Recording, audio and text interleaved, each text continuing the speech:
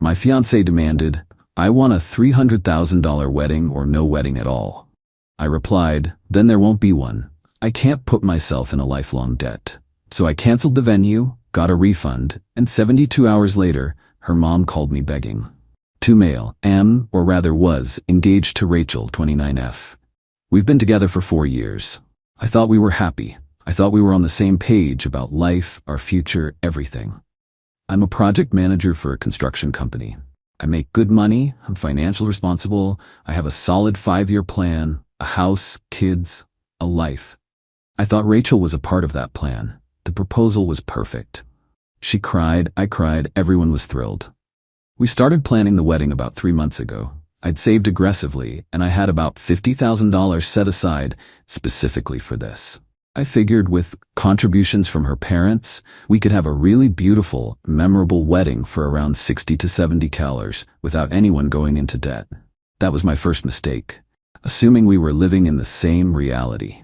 Last Saturday, we sat down to finalize the budget. I had my spreadsheet open, showing her my savings, projecting costs. She was quiet, too quiet. Then she slid a binder across the table. It was thick, full of magazine cutouts, fabric swatches, and printouts from high-end wedding blogs. "What's this?" I asked. "This is the vision," she said, her voice a little dreamy. "Mom and I have been working on it." I flipped through it. The venues were literal castles. The floral arrangements looked like they belonged in the lobby of a 5-star hotel. The dresses, plural, were couture. I didn't even want to guess the price of the catering. I chuckled. "This is amazing, babe. A girl can dream, right? Now let's look at what we can actually." "No," she cut me off. Her eyes were hard. "This isn't a dream. This is the wedding I deserve." My stomach dropped. "Rachel, this is hundreds of thousands of dollars. 300,000 to be more accurate," she said without blinking. "That's the baseline." I just stared at her. I thought it was a joke, a test. I waited for her to laugh, to say gotcha, but she just sat there, looking at me expectantly. "Where would that money come from?" I finally managed to say, "I have $50 saved. That's everything I have for this. I'm not taking out a second mortgage on a house I don't even own yet." "Well," she said, sighing like I was a particularly dense child, "you're a man, you figure it out. Get a loan, sell some of your stocks. It's an investment in us." The conversation went downhill from there. It became clear this wasn't just her idea, it was her mother, Carolyn's grand vision. They saw this wedding as our social debut, a statement to their circle. My practicality was seen as an insult. My refusal to go into crippling debt was interpreted as me not thinking she was worth it. It ended with the ultimatum, the one from the title. Her exact words, delivered with a chilling finality. "I have been dreaming of this day my entire life. I will not compromise on it. It's a $300,000 wedding, or there is no wedding at all." I'm not an emotional person. My job is to look at a problem, assess the risks, and make a logical decision. And in that moment, the woman I loved presented me with a catastrophic project plan.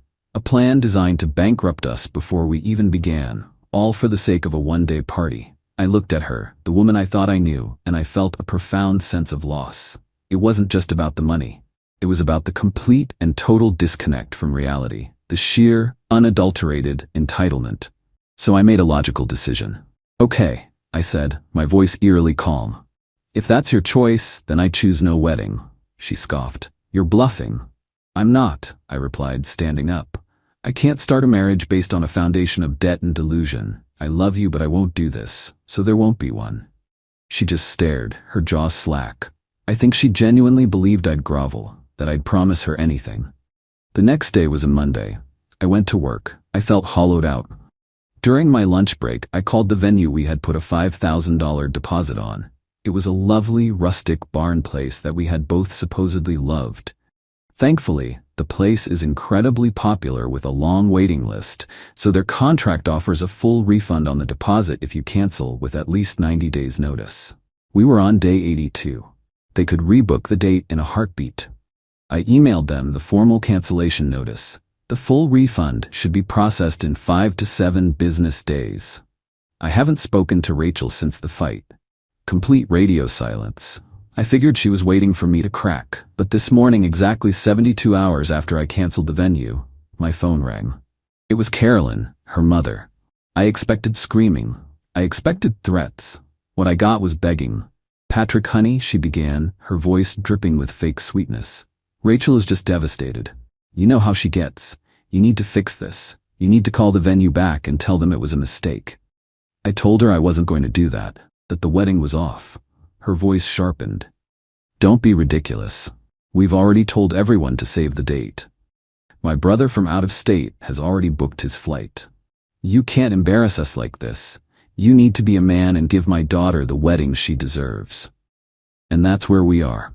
She's not begging for her daughter's relationship. She's begging me to save her from social embarrassment. Rachel hasn't reached out. Her mom is demanding I indebt myself for her family's pride. And I've never been more certain that I've made the right decision. Update 1. It's been a wild week. Thank you all for the support and the DMs. It's validating to know I'm not crazy. Things have escalated, just as many of you predicted. The entitlement isn't just a leak anymore, it's a fire hose.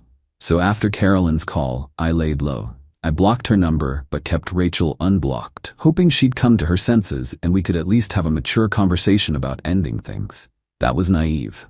On Wednesday, I got a flurry of texts from Rachel. Not apologies, not questions, demands. It was a bulleted list. The ring. She wants it, which is fair. It's a conditional gift. I've already arranged to have it picked by a courier. Financial reimbursement. She demanded $5,000 for the emotional labor and time she put into planning the non-existent $300 wedding. She said she spent countless hours on Pinterest in making that binder. Slander. Damages. She claimed I slandered her by making her look materialistic to the venue staff. I literally just sent a professional cancellation email. She wanted another $2,500 for that. The watch. This was the kicker. My grandfather passed away 2 years ago. He left me his vintage Omega Seamaster from the 1960s. It's not flashy, but it's a classic. It's my single most prized possession. His letter said he hoped I'd wear it on my wedding day as a symbol of timeless love. Rachel knew this. Her text read, "Since we were going to be family, the watch should be considered a family heirloom. I want it as compensation for the public humiliation." Reading that text, any lingering sadness I had evaporated and was replaced by a cold, hard resolve. This wasn't a misguided, heartbroken woman. This was a grift. I took 24 hours to cool off. I booked a 1-hour consultation with a lawyer to understand my rights and make sure I was protected. Then I replied, not by text but by email. I kept it professional and based it on the legal advice I'd just received. Subject: dissolution of engagement and property. Rachel, per your text messages, here is my formal response. The engagement ring will be collected by a secure courier on Friday at 10 a.m. Please have it ready. I will not be providing any monetary compensation for emotional labor or perceived slander. There is no legal basis for such a claim. My grandfather's watch is my personal property, a family heirloom from my side of the family. It was never a gift to you, nor was it ever considered marital property. It will remain in my possession. Please direct any further correspondence regarding material possessions through this email address. I wish you the best in the future. Patrick. The response was instantaneous and nuclear. Within minutes, her father, Dennis, called me. Dennis is usually a quiet, passive man who lets Carolyn run the show. Not this time. He was screaming. Not about Rachel's broken heart. He was furious that I had formally refused their demands. "What the hell is your problem?" he yelled. "You embarrassed her. You call off the wedding, and now you're sending cold formal emails over a goddamn watch?" "I'm just protecting myself, Dennis," I said calmly. "Your daughter is demanding thousands of dollars and personal property that doesn't belong to her. She's upset. You humiliated her. My wife had to cancel the calligrapher. Do you know how embarrassing that is?" He sputtered. The calligrapher. That's what this was about. The deposits they'd put down on their end, without telling me, for their fantasy wedding. They weren't just mad, they were out of pocket. This is where it gets dirty. The next day, I see a post on Carolyn's Facebook page. It was public. No names, but it was obvious. So sad to see a young woman give her heart to a man who turns out to be controlling and financially abusive, dangling a wedding in front of her face, only to rip it away because he doesn't think she's worth it. A good man provides. A weak man makes excuses. Our daughter deserves a provider, not a project manager. The comments were a cesspool of her socialite friends, offering sympathy and slamming the anonymous scumbag. They were trying to control the narrative, to paint me as the villain, to salvage their social standing. So, the begging has stopped. The threats and the public smear campaign have begun. They're no longer trying to get me to pay for a wedding. They're trying to make me pay for canceling it. And they've made the mistake of showing me exactly what they care about: appearances. And I'm a project manager. I'm very, very good at managing optics and demolishing weak foundations. Update 2. It's been a few weeks and things have simmered into a kind of cold war. Thank you again for being a sounding board. It's helped me stay focused. The smear campaign continued. Rachel made her own post, a teary-eyed selfie, perfect lighting of course, about surviving financial manipulation and the pain of realizing the man you love only values you in dollars and cents. It was a masterpiece of victimhood. My phone blew up from mutual friends asking for my side. I gave a very brief, neutral statement to anyone who asked. We had a fundamental disagreement about our financial future. I wish her the best. I refuse to engage in the mudslinging. That's not how you win. You win by letting your opponent overplay their hand. Their weakness is their obsession with social status and the appearance of wealth. I knew from conversations with Rachel that her dad Dennis's import-export business had been struggling for a few years. They lived well beyond their means, propped up by a carefully curated image. This $300,000 wedding wasn't just a party, it was a desperate attempt to project success. Then about 2 weeks ago, the next dirty trick arrived in my mailbox. A formal-looking letter from a law office I'd never heard of. It was a demand letter, full of legalese, but the gist was, Rachel was now claiming I had entered into a verbal contract to pay for the $300 wedding, and my cancellation caused her significant financial and emotional distress. They were demanding $50,000 in damages, plus, once again, my grandfather's watch. My lawyer, who I now officially have on a small retainer, laughed when I forwarded it to him. He said it was a scare tactic, likely a friend of the family's firm trying to bully me. He drafted a polite but firm piss-off letter in response, citing the lack of any evidence for a verbal contract and restating that the watch was non-negotiable personal property. This confirmed my theory. They were desperate, not just for revenge, but for money. So I started my counteroffensive. It wasn't loud, it was quiet. It was strategic. Phase 1, the vendor outreach. I compiled a list of all the high-end vendors Rachel and Carolyn had mentioned from their stupid binder. I sent each of them a polite email. Subject, regarding inquiry from Rachel Patrick. Hello, I'm writing to formally withdraw our previous inquiry regarding your services for a wedding on date. My engagement to Rachel last name has been dissolved, and we will not be moving forward with any wedding plans.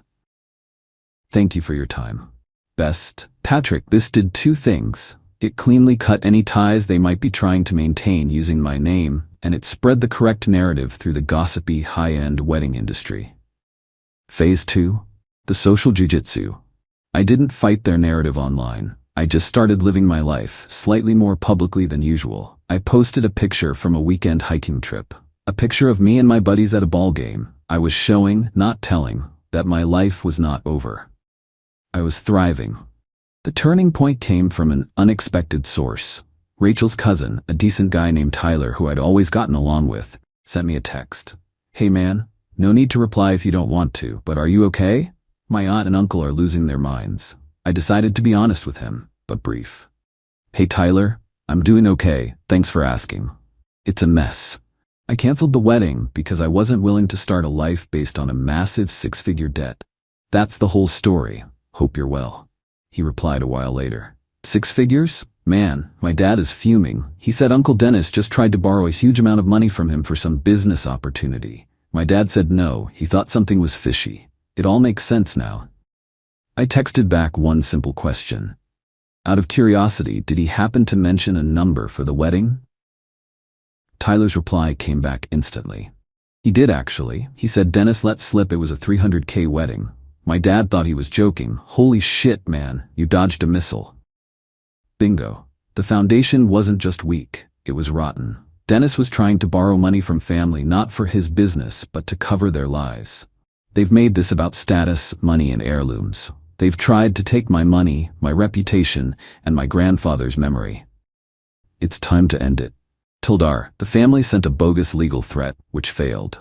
I discovered they are in serious financial trouble and are trying to borrow money from relatives to cover their lies. They've built their entire world on a house of cards. I'm about to remove the bottom card. Final update. Hello everyone, this will be my final post on this matter. The project is complete. The demolition is over. After my last update, I knew I had to do something decisive, something that would end the harassment, clear my name, and use their own values against them. They tried to steal my most precious heirloom, so I decided to make it the centerpiece of my final move. I waited a week. I let the silence sit. I knew that behind the scenes, their world was getting frantic. Dennis being denied the loan from his brother was a major blow. Then, I executed the final phase. It was a single Instagram post. I have a modest following, friends, family, colleagues. But I knew their entire social circle watched my profile like hawks. I was going to give them a cannonball. I took a high-quality photo of my grandfather's Omega. I set it on a piece of dark, polished wood, the light catching the aged steel and the warm patina on the dial. It looked elegant, timeless, and dignified. Then I wrote the caption. Every word was chosen with surgical precision. Some things are measured in moments, not money. This was my grandfather's watch. He gave it to me hoping I'd wear it on my wedding day, seeing it as a symbol of a partnership built on love, trust, and mutual respect. While my recent engagement has ended, I want to honor the legacy of what this watch truly represents. To do that, I have had the watch formally appraised, and I will be donating its full value, $8,500, to the local Children's Cancer Foundation. I will be matching the donation personally. My grandfather would have loved knowing his legacy was helping build a stronger future for kids in our community. True value isn't in what you can demand, but in what you can give. Excited to move forward into a future built on solid ground and sound principles. Legacy, charity, moving forward. I hit post, and then I put my phone on silent and went to the gym. The fallout, as relayed to me by Tyler, was biblical. My post was the match, but their desperation was the gasoline. At first, a few of Carolyn's closest friends jumped into the comments to defend them with vague statements like, "You don't know the whole story." But that was quickly drowned out. Tyler's father, seeing my post, apparently called Dennis, and an enormous family argument erupted. The story that Dennis had been trying to borrow money while they were slandering me began to circulate among their extended family and close friends. The combination was devastating. My public act of charity, contrasted with the private stories of their financial desperation and grasping demands, painted a picture no one could ignore. The few who defended them went silent. The public humiliation was total. Rachel and Carolyn's social media accounts were deactivated within 48 hours. About a week ago, I got a single email from a new address. It was from Rachel. "I hope you're happy. You ruined my life and my family over a stupid wedding. You're a cruel, vindictive bastard. I will always hate you." There was no remorse, no self-awareness, just pure, undiluted rage that her plans had failed. I sent it to my lawyer to keep for his file, and then I deleted it. And that was it. It's over. I made the donation. I got the tax receipt. It felt good. It felt clean. I lost a watch, but I saved my life. There's a tinge of sadness for the man I was 4 years ago, who fell in love with a woman who never really existed, but there is zero regret. I responded to a calculated betrayal with a calculated strategy. They built a house of cards on a foundation of debt and ego. I didn't blow it over. I just calmly pulled out the single card that was mine. The rest of it just fell down on its own.